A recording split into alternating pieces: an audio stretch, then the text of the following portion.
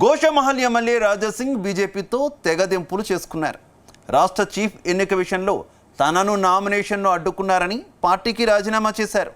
ఇప్పుడు Raja Singh రాజీనామాను BJP high command కూడా ఆమోదించింది. దాంతో రాజాసింగ్ పొలిటికల్ లైఫ్ ఎలా ఉండబోతోంది, ఆయన ఏ పార్టీలో చేరబోతున్నారు? ఇప్పుడు రాజాసింగ్కు ఆ రెండు పార్టీలు బంపర్ ఆఫర్ ప్రకటించాయే.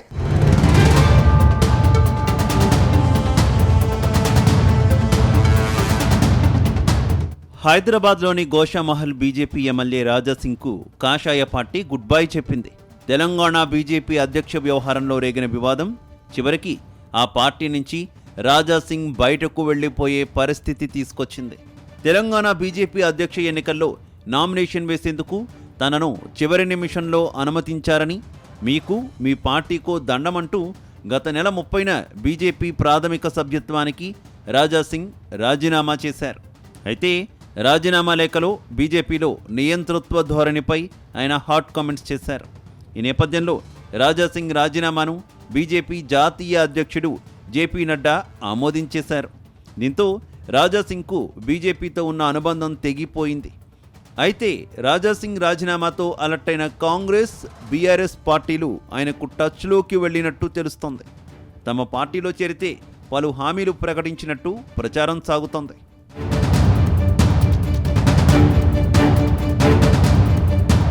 గ్రేటర్ హైదరాబాద్లో రాజాసింగ్ ఓ బ్రాండ్ లీడర్. ఇప్పటివరకు గోషామహల్ నుంచి 3 సార్లు గెలిచిన రాజాసింగ్ హ్యాట్రిక్ నమోదు చేశారు.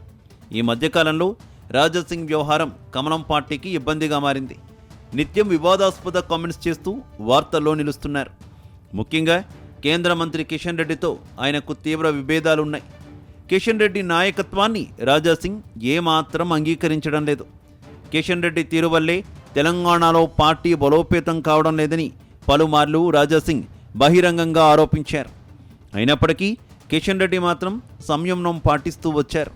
తాజాగా బీజేపీకి దండమంటూ బహిరంగంగా కామెంట్స్ చేయడం, రాజీనామాతో బెదిరింపులకు దిగుతున్నారని జాతీయ నాయకత్వం భావించి ఆయన్ను సాగనంపడానికే నిర్ణయించారు. అందుకే రాజీనామాకు ఆమోదముద్ర వేశారు.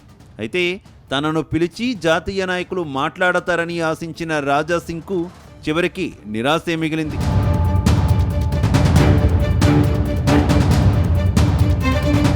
అయితే రాజాసింగ్ ఇప్పుడు ఏ పార్టీలో చేరతారు అనేది ఆసక్తికరంగా మారింది.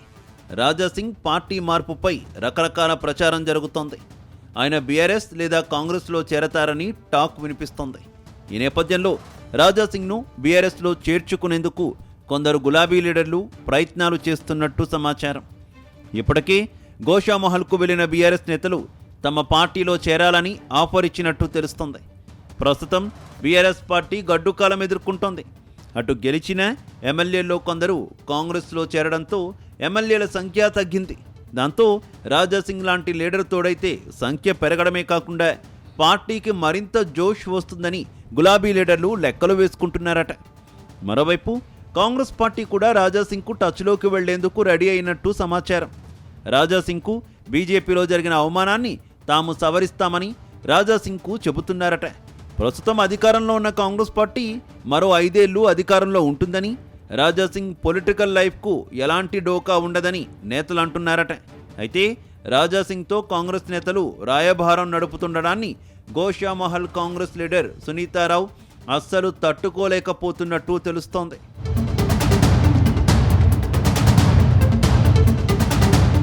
ఇదిలా ఉంటే రాజాసింగ్ ఎమ్మెల్యే పదవికి రాజీనామా చేస్తే గోషామహల్లో బైపోల్ రావచ్చనే టాక్ వినిపిస్తోంది. అయితే ఎమ్మెల్యేగా కొనసాగుతూ ఏదైనా పార్టీలో చేరుతారా లేక రాజీనామా చేశాక జాయిన్ అవుతారా అనేది తెలియాల్సి ఉంది. అయితే రాజీనామా చేయకుండానే తమ పార్టీలో చేరాలంటూ బీఆర్ఎస్, కాంగ్రెస్ పార్టీలు ఆఫర్ చేసినట్టు తెలుస్తుంది. ఇప్పటికే బైపోల్లో బీఆర్ఎస్కు షాక్ తగిలింది. మరోవైపు త్వరలోనే జూబ్లీహిల్స్ బైపోల్ రాబోతోంది. అక్కడ ఏం జరుగుతుందోనంటూ ఆ పార్టీ నేతలు టెన్షన్ పడుతున్నారు. ఈ సమయంలో మరో బైపోల్ను గులాబీ పార్టీ కోరుకోవడం లేదట.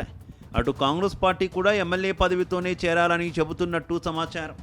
మొత్తం మీద భవిష్యత్తులో హిందూ ధర్మం కోసమే పనిచేస్తానని ప్రకటించిన రాజాసింగ్ ఏ పార్టీలో చేరే విషయం మాత్రం త్వరలోనే తేలిపోనుంది.